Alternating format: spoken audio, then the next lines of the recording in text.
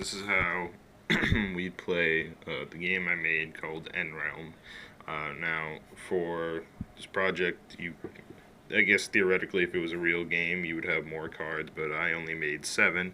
I made 2 hero cards, I made 3 item cards, and 2 monster cards. Now, you'd play this with 2 players. You probably could have, I guess 20 cards in a deck, I suppose.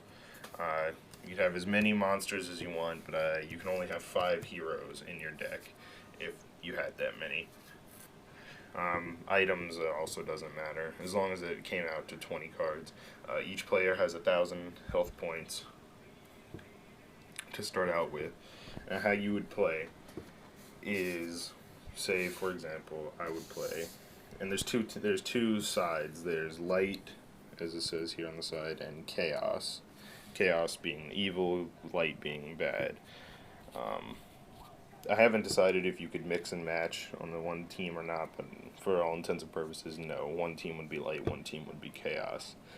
So, for example, say if I put down the Black Knight, and I would, put him into attack, tell him to attack, and per turn, each character has 100 points they can spend. So each card has a point value. Black Knight has 25. The Silver Knight also has 25, although I didn't put that up there. Heroes, just because they're so powerful, of course it got cut off in both of these, but they're 99, so that would allow you to they would use almost all your points in one turn. Items have 1 point value, or actually, sorry, 10 point value. So I put out a Black Knight. That would be 25 points that I used, and he would do 100 damage if I was to attack the enemy.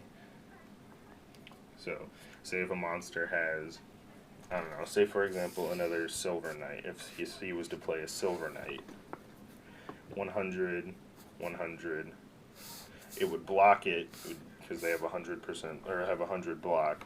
It would only do 50 damage. It would half it. Now, say if he only had 50 block, it would do 100 damage, and so on and so forth.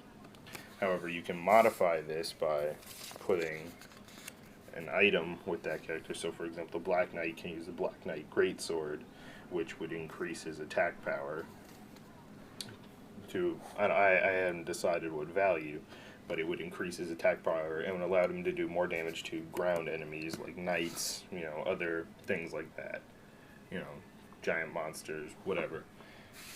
And then the Silver Knight, on the other hand, could use the Dragon Slayer bow, which would increase its damage to flying enemies and dragons. So that would be good against, say, if you were to use Ruzad, who is a dragon. And then heroes, I didn't make an item card for Ruzad, but Ruzad he's the lower tier of the 2 heroes I made. He's still pretty powerful, but here we have top tier hero that I made was just Skull Knight. Shout out, you get extra points, brownie points, if you know where Skull Knight is from. Skull Knight has 700 attack, 500 defense.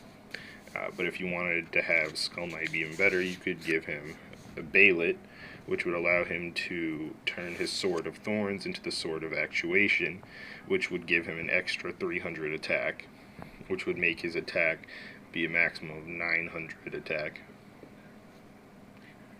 Sorry, 1,000 attack, which makes him one of the most powerful cards, I guess, in the game if I was to make more.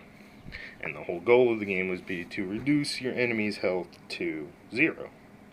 Now, each monster would lose. Each monster that would be killed would probably be 100 points gone of your health. Or, no. Each regular monster, I think, would cost maybe 10 points of health, maybe less. I haven't really decided. Each hero, however, say if you were to lose a hero, I think that would cost like 20 points out of your health pool. And that's how you play Endrealm.